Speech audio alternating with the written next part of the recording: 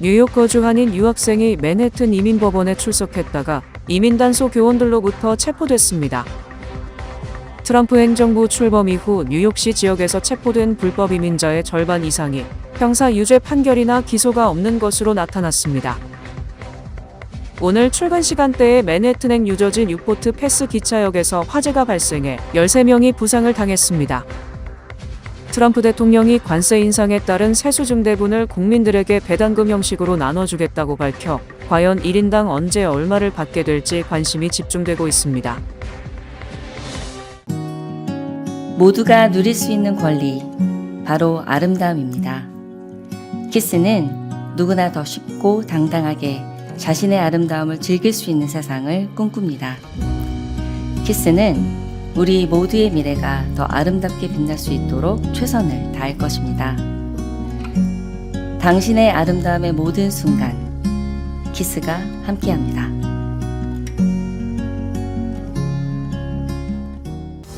PCB의 능력이 나의 능력으로 이어집니다. 내가 만난 새로운 능력, PC빌리티, PCB뱅 제공입니다. 한국인 고현수 씨가 지난달 31일 맨해튼 이민법원의 비자 관련 심리를 위해 출석했다가 연방이민세관단속국 요원들에 의해 기습적으로 체포돼 한인사회는 그의 즉각적인 석방을 촉구하고 나섰습니다. 고 씨는 성공회 여성 사제인 김기리 신부의 딸로 지난 2021년 3월 종교비자 소지자의 동반가족 비자로 입국해 뉴욕주에서 고등학교를 졸업하고 현재 퍼듀 대학교에 재학 중입니다. 고 씨 변호인에 따르면 2023년 체류신분 연장을 승인받아 2025년까지 합법적으로 미국에 체류할 수 있는 상태였습니다. 그러나 아이스는 체류신분이 종료됐다는 자의적 판단에 따라 고 씨를 체포했고 맨해튼 아이스 청사에 구금한 후 루이지애나주의 이민자 구금시설로 이송했습니다. 국토안보부 대변인은 보도자료를 통해 고 씨가 신속 추방 절차에 회부됐다면서 고 씨가 2년 전에 비자를 오버스테이한 불법 체류자라고 밝혔습니다. 고 씨의 체포와 구금 사실이 알려지자 뉴욕의 종교계와 이민자 인권단체들도 발빠르게 공동 대응에 나섰습니다. 성공회 뉴욕교구와 뉴욕이민자연합, 뉴욕종교연대 등은 지난 2일 오전 맨해튼 연방이민국 앞에서 기자회견과 기도회를 개최하고 고 씨의 즉각적인 석방을 촉구했습니다. 현재 고 씨는 외부 접견과 보석이 모두 제한된 상태에서 루이지애나주 구금시설에 수감 중인 관계로 성공회는 루이지애나주 이민변호사를 고용해 고 씨의 추방 재판을 진행할 것으로 알려졌습니다. 한편 트럼프 2기 행정부의 이민 정책 기조가 강경해지면서 이 같은 사건이 앞으로도 빈발할 것이라는 우려가 커지고 있습니다. 트럼프 행정부 출범 이후 뉴욕시 지역에서 체포된 불법 이민자의 절반 이상이 형사 유죄 판결이나 기소가 없는 것으로 나타났습니다. 뉴욕타임스는 4일 지난 1월에 출범한 트럼프 행정부가 뉴욕시에서 운영되고 있는 난민 쉘터, 식당, 학교, 병원 등에서 대대적인 이민 단속을 펼친다고 했으나 이민 단속 요원들은 이민자들이 자진해서 법원에 출두하도록 하는 단순한 전략을 펼치고 있다고 지적했습니다. 뉴욕타임스가 최근 연방정부 자료를 조사한 결과 1월 20일 이후 뉴욕시에서 체포된 이민자들의 절반 이상은 맨해튼 이민법원에 자진 출석했다가 기습적으로 구금됐습니다. 이들은 이민법원의 비자 관련 심리를 위해 출석했다가 아이스 요원들에 의해 체포되고 있습니다. 최근 한인 유학생 고현수 씨가 이 같은 방법으로 체포된 뉴욕 일원 한인사회가 큰 충격에 빠진 상태입니다. 이민단속 요원들의 이 같은 전략으로 인해 구금도 가속화된 것으로 나타났습니다. 아이스 요원들은 지난 1월 말부터 6월 말까지 뉴욕시에서 2,365명의 이민자들을 구금했습니다. 바이든 행정부 때와 비교했을 때 200% 급증한 수치입니다. 5월 말부터 하루 평균 33명의 이민자들이 구금되고 있는 것입니다. 바이든 행정부 때는 불법 이민자들이 구금됐다가 몇 시간 이내로 풀려났지만 트럼프 행정부에서는 구금된 이민자들을 몇 주에서 몇 달까지 구금한 상태로 추방 재판을 진행하고 있습니다. 자료에 의하면 뉴욕시에서 체포된 이민자들의 54%는 형사기소나 유죄 판결이 없는 것으로 나타났습니다. 형사유죄 판결을 받은 이민자들은 45%에 달했고 이 중 음주운전 혐의와 폭력범죄가 가장 많았습니다. 오늘 출근 시간대에 맨해튼행 뉴저지 뉴포트 패스 기차역에서 화재가 발생해 13명이 부상을 당했습니다. 4일 오전 6시 20분경 뉴저지 저지시티의 뉴포트역에 정차 중이던 맨해튼 방향 패스 노선 열차 하부에서 화재가 발생했습니다. 이 화재로 열차 객실 내부와 뉴포트역 플랫폼이 연기로 가득 차면서 열차와 역사에 있던 승객들이 바깥으로 긴급 대피했습니다. 열차 내에 연기가 차오르는 가운데 승객들이 열차 문을 열어달라고 다급하게 외치기도 했습니다. 문이 열린 뒤 승객들이 역사 플랫폼으로 나오자 불길은 이미 열차 하부에서 플랫폼으로 번지기 시작하는 중이었습니다.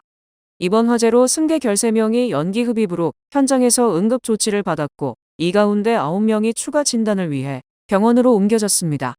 이 화재로 오전 출근 시간대 뉴저지주 호보켄에서 맨해튼 미드타운과 세계 무역센터를 잇는 2개 노선이 일시적으로 운항이 중단됐습니다.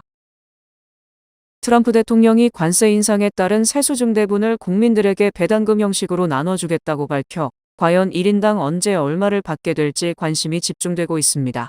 트럼프 대통령은 3일 기자들과 만나 배당금 지급이나 분배가 있을 수 있다. 특히 중산층과 저소득층의 배당금을 지급할 수 있을 것으로 생각한다고 말했습니다.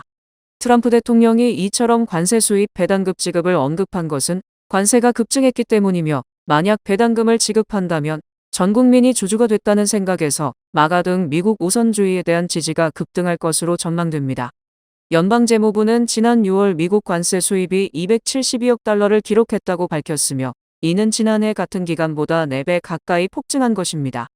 특히 올해 관세 수입은 1,500억 달러에 달할 것이라는 전망도 제기됨에 따라 이미 공화당 소속 연방상원 의원들은 관세 수입을 국민에게 배당해주자는 법안을 발의한 상황입니다.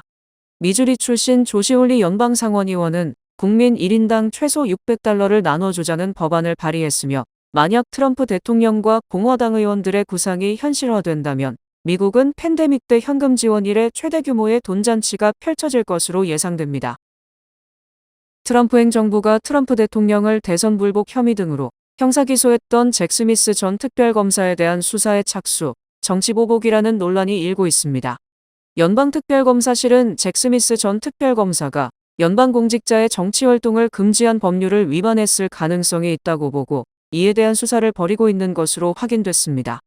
연방특별검사실이 잭 스미스 전 특별검사에 적용한 혐의는 이른바 해치법 위반으로 알려졌습니다. 이 법은 연방 공무원들이 공적 권한을 이용해서 선거에 영향을 주거나 공공연한 정치활동에 관여하는 것을 금지하는 법으로 이를 감안하면 잭 스미스 특검이 정치적 목적에 따라 수사를 했다고 의심하는 것으로 풀이됩니다. 만약 특별검사실이 잭 스미스 특검이 해치법을 위반했다고 판단할 경우 이를 대통령에게 회부하고 현직 공무원의 경우 최대 해임에 이르는 징계에 처할 수 있지만 형사처벌되는 경우는 드문 것으로 알려졌습니다. 바이든 대통령에 의해 2022년 특별검사에 임명된 잭 스미스는 트럼프 대통령의 2020년 대선 결과 불복 및 뒤집기 시도 혐의, 퇴임 시 기밀 서류 반출 및 불법 보관 혐의를 수사하며 2023년 트럼프 대통령에 대한 2건의 형사기소를 주도했습니다. 하지만 스미스는 지난해 11월 트럼프가 대통령 선거에서 당선되자 기소를 철회했고 지난 1월 트럼프 취임 직전 자진해서 사임했습니다.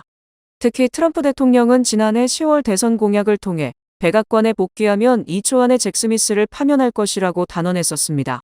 트럼프 행정부가 잭 스미스 특검을 징계한다면 대통령의 정적에 대한 정치적 보복이라는 논란이 불가피하며 민주당 등의 거센 저항을 부를 것으로 전망됩니다.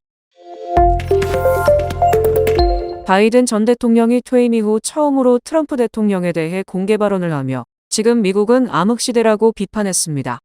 바이든 전 대통령은 지난달 31일 밤 시카고에서 열린 전미 변호사협회 창립 100주년 기념총회 연설을 통해 우리의 미래가 말 그대로 백척간두의 위기에 처했다고 진단했습니다. 바이든 전 대통령은 트럼프 대통령을 직접 언급하지는 않았지만 트럼프 행정부가 의회를 장악한 공화당과 대법원의 도움을 받아 미국 헌법을 해체시키기 위해 최선을 다하고 있다고 맹비판했습니다. 바이든 전 대통령은 우리의 삶과 우리 국가의 삶은 지금 과거와 현재를 가르는 너무나 극명한 순간에 직면해 있다며 간접적으로 트럼프 대통령이 미국을 위기로 몰고 가고 있다고 비판했습니다. 또 우리 자신, 우리의 제도, 그리고 민주주의 그 자체에 대한 냉혹한 진실과 마주하는 순간을 맞고 있다. 내 생각으로는 지금 우리가 미국의 역사를 통틀어 바로 그러한 위기의 순간에 서 있다고 주장했습니다. 바이든 전 대통령은 나는 50년간 정치를 하면서 인권 향상을 위해 노력했고 법관의 다양성을 확보하는 방향으로 지명권을 행사했다고 강조했습니다. 상호 관세부과 이전에 하나라도 더 많은 상품을 수입하자는 선주문 효과가 사라지기 시작하면서 아시아 국가들의 미국 수출이 급감할 것이라는 우려가 커지고 있습니다. 니케이 아시아는 올해 하반기 이후 미국 내 수요 감소와 대미 수출 둔화를 시사하는 신호가 곳곳에서 감지되고 있으며 트럼프 행정부가 각국에 대한 관세를 확정함에 따라 수입품 가격이 상승, 수요가 줄면서 수출은 감소할 것이라고 경고했습니다. 또 이코노미스트 인텔리전트 유닛은 앞으로 몇 달 내에 선수출 선주문 효과가 완전히 사라질 것으로 보인다. 미국에서 관세 부과전 쌓아둔 물량이 풀리면 하반기 아시아 국가들의 미국 수출은 급감할 것이라고 전망했습니다. 특히 말레이시아의 대미 수출은 올해 상반기 14%가량 급증했지만 하반기에는 6%, 내년 상반기에는 20% 감소할 것으로 예상됐으며 내년 초 일부 국가는 최대 30%까지 줄어들 것으로 예상됩니다. 노무라 증권도 올해 하반기 아시아의 수출 감소율이 두 자릿수를 기록할 것이며 이는 선주문 물량으로 인한 수출 감소, 상호 관세 부과에 따른 제품 가격 인상, 미국 소비자들의 수요 둔화 등이 아시아 국가에 큰 타격이 될 것이라고 지적했습니다. 미국 물류업체들은 5월과 6월에는 배송해야 할 상품들이 밀려 있었지만 이제는 적체가 해소됐다며 상호 관세 전 하나라도 더 수입하고자 했던 선주문이 이제 끝났다고 설명했습니다. 특히 미국 소비자들도 한 푼이라도 아끼기 위해 관세 부과 전에 백투스쿨 물품을 대거 구입한 것으로 집계됐으며 하반기 소비도 위축될 것이 확실시됩니다. 미국 저소득층의 임금 상승 속도가 고소득층보다 상대적으로 크게 둔화된 것으로 드러나 고용시장에 빨간불이 켜졌습니다. 애틀란타 연방준비은행은 주당 임금이 $806 미만인 소득 하위 25% 노동자의 임금 상승률이 지난 6월 기준 연 3.7%로 둔화됐다고 밝혔습니다. 이는 팬데믹 이후 인력난이 심각했던 2022년 말 임금 상승률 7.5%와 비교하면 절반으로 떨어진 것입니다. 반면 주당 임금이 $1,887 이상인 소득 상위 25% 노동자의 임금 상승률은 4.7%를 기록, 저소득자보다는 임금 상승률 둔화폭이 작았습니다. 또 전체 노동자의 평균 임금 상승률은 4.3%로 저소득층 노동자는 고소득층은 물론 평균 임금 상승률에도 미치지 못했습니다. 연방노동부도 7월 비농업 부문 일자리가 6월보다 7만 3천 개 증가했다고 밝혔으며 이는 전문가 전망치 10만 개를 크게 밑도는 것입니다. 또 노동부는 지난 5월과 6월의 일자리 증가폭도 종전 발표보다 25만 8천 개 하향 조정하는 등 고용시장이 크게 위축되는 모습을 보이고 있습니다. 특히 27주 이상 실직 상태인 사람이 180만 명을 넘었으며 이는 팬데믹 기간을 제외하면 2017년 이후 최고 수준입니다. 또 27주 이상 실직 상태인 사람은 전체 실업자의 25%에 달하며 이는 1년 전 20%보다 장기 실업자의 비중이 크게 높아진 것입니다. 이처럼 임금 상승률은 낮아지고 일자리 찾기는 더욱 힘들어짐에 따라 기준금리를 내려야 한다는 트럼프 대통령의 주장이 힘을 얻을 것으로 전망됩니다. 도널드 트럼프 대통령의 본격적인 관세 정책으로 인해 소비자들이 지출을 줄이고 절약 소비에 나서고 있습니다. 월스트리트 저널이 3일 보도한 내용에 따르면 대형 유통점에서는 자체 브랜드 제품이나 할인 쿠폰을 활용한 소비가 늘고 있으며 고급 식당의 매출은 감소하고 있습니다. 실제로 멕시코 음식 체인 치폴레는 점포당 매출이 줄었고 반면에 1+1 등 할인 행사를 진행한 도미노 피자에는 더 많은 고객이 몰렸습니다. 소비자들은 커피, 소고기, 자동차 등 주요 생활 품목에서까지 가격 상승을 체감하고 있습니다. 커피는 최대 50%의 관세가 부과됐고 인기 차종인 포드 F150 역시 관세 부담으로 인해 일부 가격이 인상됐습니다. 월스트리트 저널은 올해 상반기 소비 지출이 정체됐으며 이는 인플레이션과 고용 불안, 재정적 압박 등 다양한 요인이 작용한 결과라고 분석했습니다. 뉴욕타임스는 기업들이 그동안 자체적으로 흡수하던 관세 비용을 제품 가격에 본격 반영하기 시작했다고 2일 보도했습니다.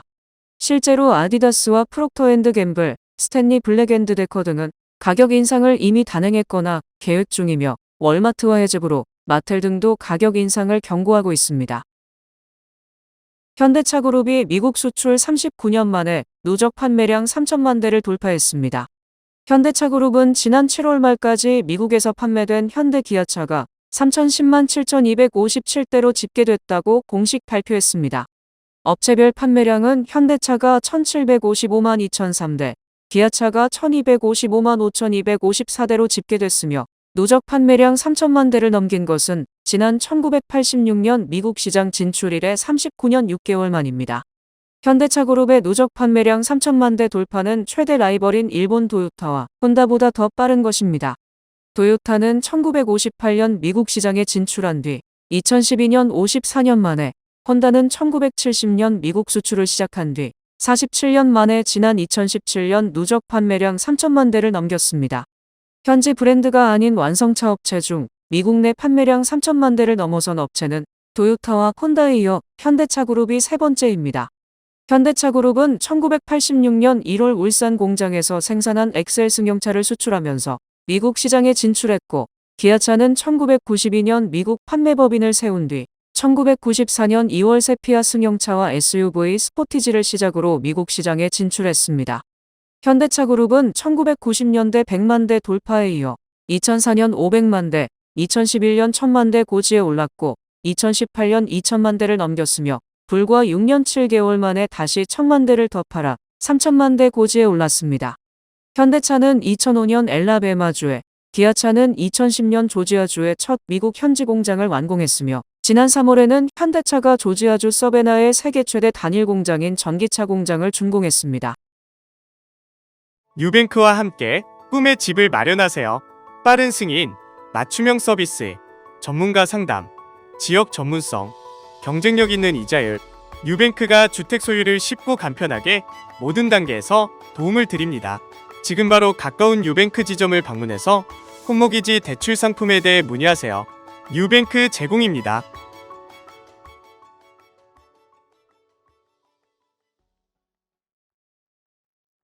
뱅크 오브 호프가 드리는 경쟁력 있는 이자율에 8개월 및 12개월 프로모 플러스 CD.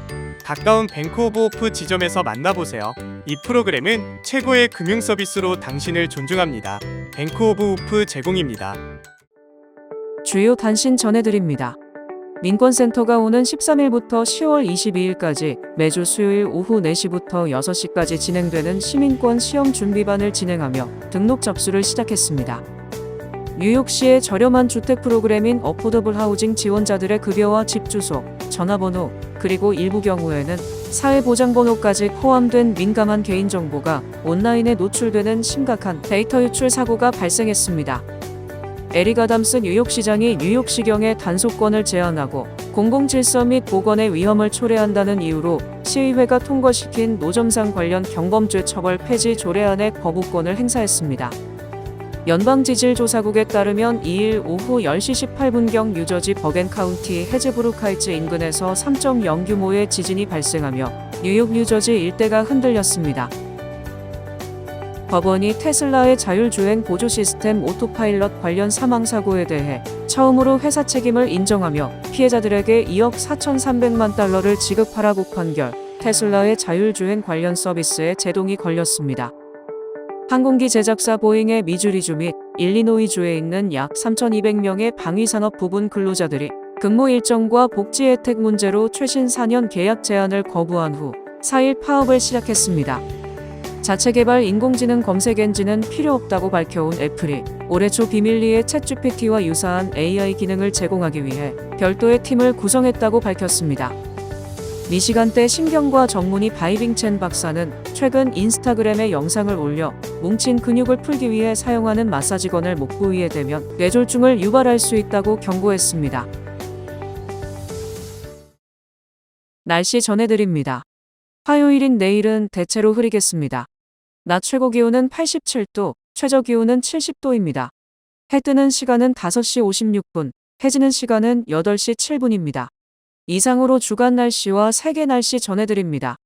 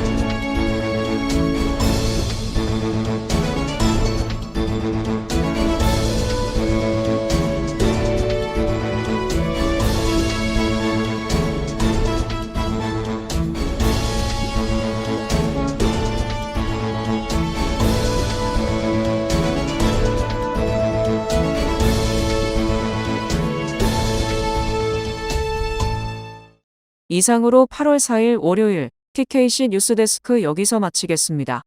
시청해주신 여러분 고맙습니다.